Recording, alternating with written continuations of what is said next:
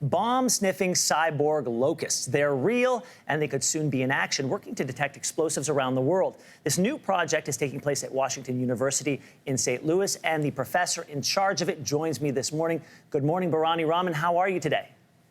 Good morning, Ben. Thanks for having me on the program. Very glad to talk to you about this. Okay, how did you end up looking to locusts as the way to detect explosives? So I think I need to tell you a little bit of the story there. So I was 15 years back when I was a PhD student.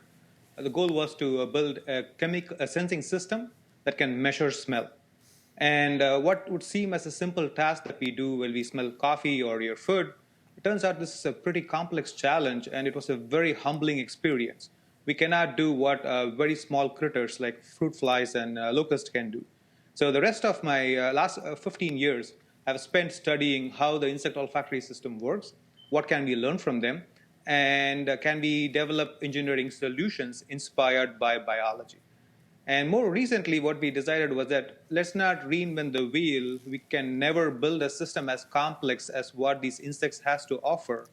So let biology do what it is really good at, which is converting chemical information into electrical signals that go to their brain. We are pretty sophisticated in terms of putting in electrodes into the brain and tapping into the neural activity and making sense of what is going on around them. So that's why we actually combine biology with engineering to create this particular cyborg locust. Okay, so, oh no, yeah, so I was just going to ask, so if I understand correctly, your team has been able to take over a locust's sense of smell? Yeah, that's exactly what you heard. Yeah, so we can implant electrodes into their brain and read and understand what they are smelling. And, okay, so part of the research involves strapping, we saw it in the video, strapping a locust into a tiny car, driving it around inside a box. What's the purpose of that? So this is just to actually show a demonstration where, again, what you're not seeing very clearly is a locust that has been implanted with the electrodes. And there is a backpack sitting next to it, which actually records the electrical signal from its brain and transmits to a nearby computer. And this particular box has been set up in such a way that there is an odor field. There are some areas where there's more chemical. There's other areas where there's less chemical. It's very similar to what happens when you go towards a coffee shop. The further away you are from the coffee shop, the less the smell of coffee you get. As you get closer, you get more and more coffee. So we are measuring the electrical activity in the brain as the locust navigates to this particular environment. And what we find is that when the locust is close to a particular odor source, then we get more signal, which actually pinpoints what odor is present and at what concentration.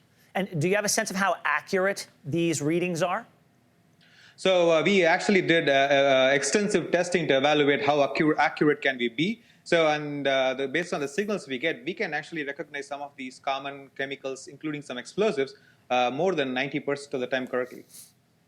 Wow.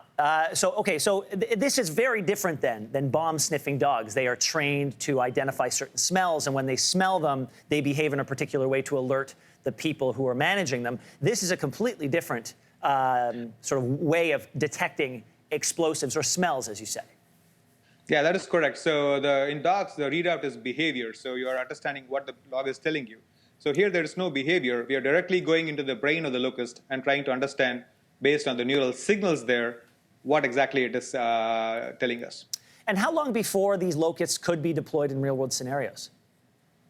That's a good question. So again, we are doing some extensive testing to understand what are the capabilities, what are the limitations, and putting them on much more challenging environments, and also creating swarms of these so that actually we can sample a larger area for remote sensing purposes. So again, the work is ongoing. It has been ongoing for some time. It's going to be ongoing and with rigorous testing for at least next 2 to 3 years.